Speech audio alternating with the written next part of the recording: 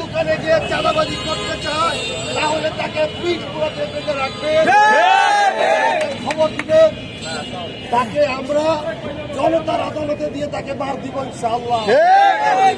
নেতৃবৃন্দ, আগামী দিনে এই বাংলাদেশকে নিয়ে হাসিনার প্রেতাত্মারা কিন্তু এখনো বসবাস করছে,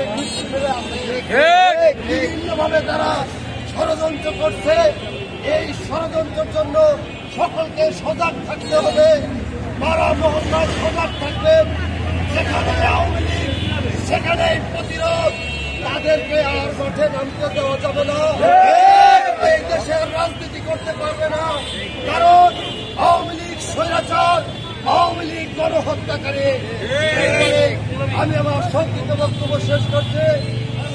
শহীদ জিয়া অমর হোক, খালেদা জিয়া দীর্ঘজীবী হোক, জনাব তারেক রহমান বীরের দেশে আজকের দিনে বাংলাদেশে এই আশাবাদ ব্যক্ত করে আজকের মতো সভা সমাবেশ এখানে সমাপ্ত ঘোষণা করছি।